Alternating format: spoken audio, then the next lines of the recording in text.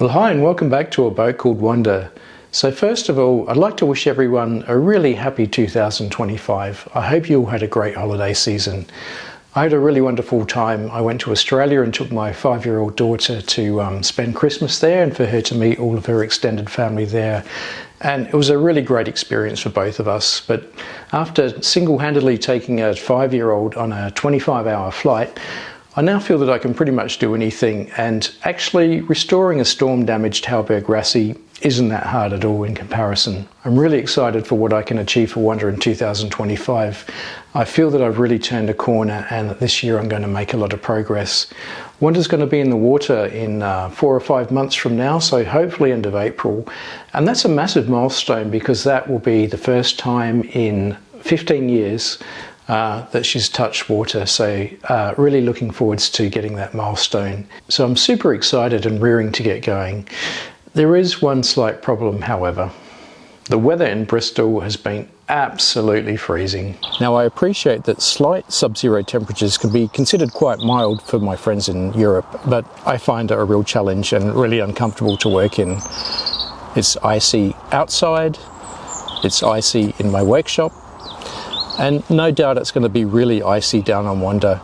And that's a real concern for me because not only is it uncomfortable to work in, and it means that I can't do the things that I want to, like apply some bilge paint, bed in the seacocks using polysulfide compounds, or varnish the cap rails. It's actually quite dangerous because I'm working 4 meters above the ground. The deck gets really slippery when it's icy, the ladder gets slippery when it's icy. So it's just something that I'd rather not do under these conditions. So I think for today at least, I'm going to cheat a little bit and have a day of working inside my workshop where I can at least warm it up a little bit there. One quick trip down to the container to stock up on some paraffin for the warp drive, and at least I should have a warm enough environment for the day.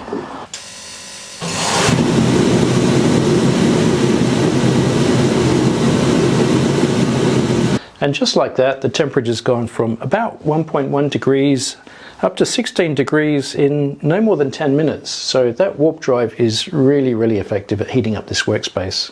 Let's take a little look at what's happening in my workshop.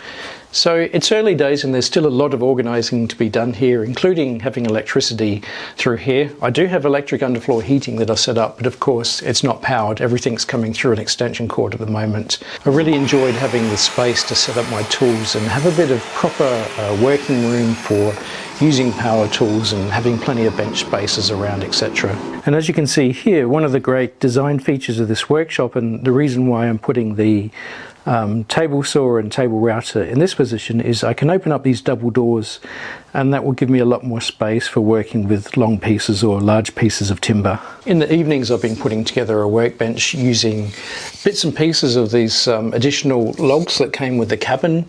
So for some reason there were 2 or 3 spare pieces that were all quite long, and they're in this profile, so I've been using those to put together a bit of a workbench. I had these timbers stored outside under a tarp for the past 6 months, so they weren't in tip-top condition.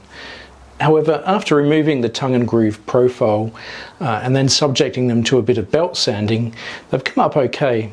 So I took 2 pieces and screwed and glued them together to create a T-profile, put some beams to connect them together, and this is how it looks at the moment. I've got some 18mm OSB board to put across the top here, and then I've got some leftover laminating flooring which is 10mm thick, which I'm going to put on top of that OSB to create a really tough, resilient workbench top. So far I've dropped several heavy sharp tools on this laminate flooring and it just doesn't make a dent, so I think that's going to be a great service to have on the top here. So whilst I potter about a little bit on my workbench today, let's take a look at some of the video footage I put together just before my trip to Australia. And I've got about 4 hours today, and one of the first things I need to do is have a bit of a tidy up round here, because as you can see things are just a little bit too messy and chaotic. Now next Friday is a very important day because we're going to have guests around here in Wanda, which is why I really need to clean up quite desperately.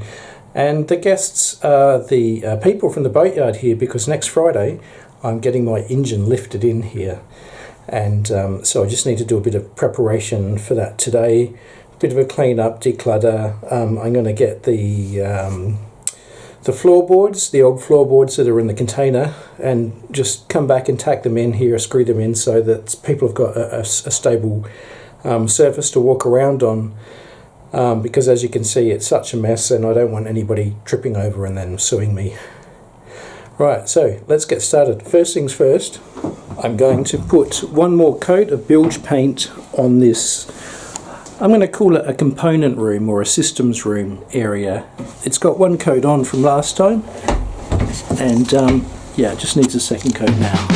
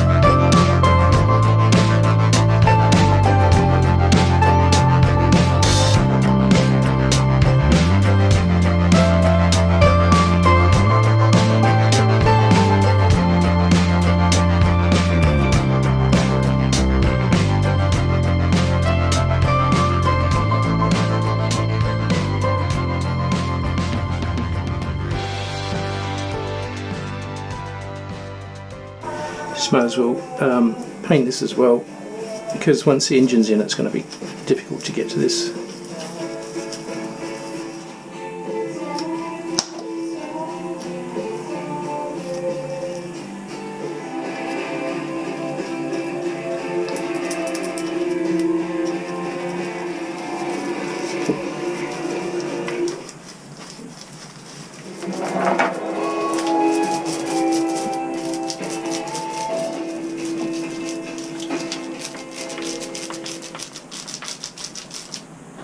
Okay, I think that's about it.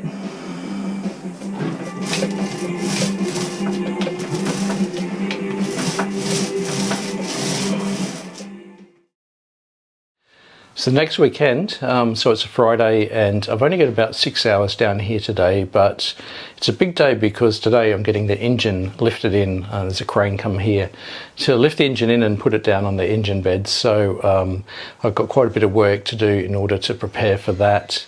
And then I'll need to put the engine mounts in, and I've got a new set of engine mounts, which I'll show you in a minute. Yeah, so exciting times having an engine back in the boat, and get to see that the fuel tank goes down and the engine sits on top, and it's all, fingers crossed, hopefully nice. So yeah, let's get going.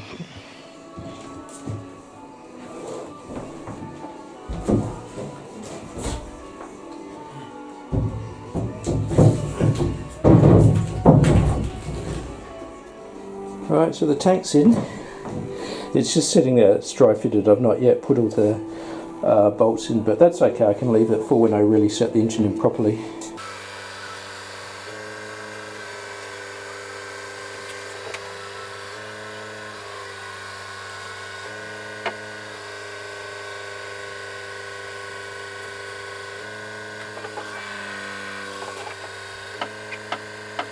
Okay, so the engine's in, as you can see, and I'm really pleased. I was able to get over onto that side in that systems room, I'm going to call it, or systems compartment, and position the engine mounts on that side, and the yard that helped me put it in were able to get over on this side and deal with the port side feet, so we're able to line the feet up. As the engine started to come down, I had a really bad feeling because I'd not actually ever did a dry fit with putting the engine on top of the fuel tank. and it started to look at one point like there wasn't a lot of clearance. So I'm not sure if you can see under there, but maybe at the back there might be 80 millimeters, which is fine. But yeah, I'm just really relieved that it's come in and it's fitted well, and I've got that systems compartment that I can get into. So of course I don't have a propeller shaft and a propeller and all that sort of stuff, but never mind, it's just one bit at a time. I want to do some work on the cockpit floor now. I'd like to basically put that back so I can get rid of that massive gaping hole, put the scuppers into the cockpit floor, hook up the water pipes to the through holes, and then bed and seal everything in so I've got that part watertight. So here's the cockpit floor. These are the original drains or scuppers. I can't find the other one, otherwise I'd probably just reuse them. I think they're brass. Probably okay, but as I said, I can't find the other one. It was such a long time ago. It's quite a nice fit here. So anyway, I went and ordered some shiny precious things from Wanda, and I've got now a new set of cockpit scuppers with a 38 millimeter hose tail connector for a 38 millimeter water pipe. And the problem I've got, of course, is the actual diameter of the scupper is going to be too big, so I'm going to have to drill a recess into this and then think about how I can create the right sort of profile so that it can sit in here. As you can see, it's quite a sharp angle here.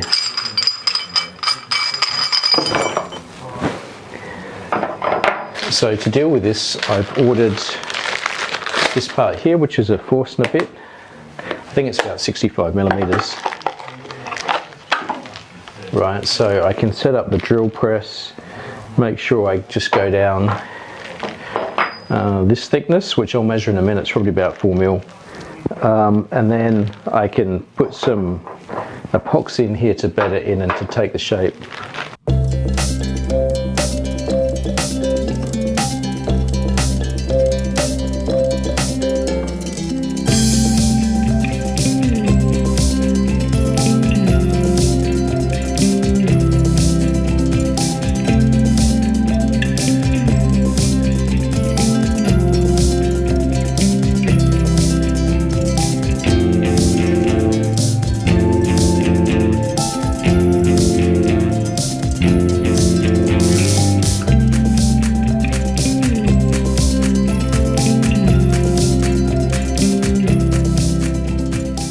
Okay, well I'll leave the update here. I don't want to build up too much material, and I'd like to keep on putting things out every 2 weeks. Again, 2 weeks is because I have every second weekend free, so I'm going to align my updates with that cycle. So next up, really start to get a list together of all the things I need to do to prepare Wanda to put her into the water, which really means bedding down, putting in through holes, closing up holes, etc. Next week we'll go through that mind map so that I can refresh myself as well in terms of all the jobs that I need to do to get Wanda into the water. And yeah, we'll start the countdown. So fingers crossed, Wanda will be a boat floating in the water, and I won't be walking up a 4-meter ladder. I'll just be stepping from pontoon into Wanda in 4 months from now. So yeah, thanks for watching. We'll see you next time.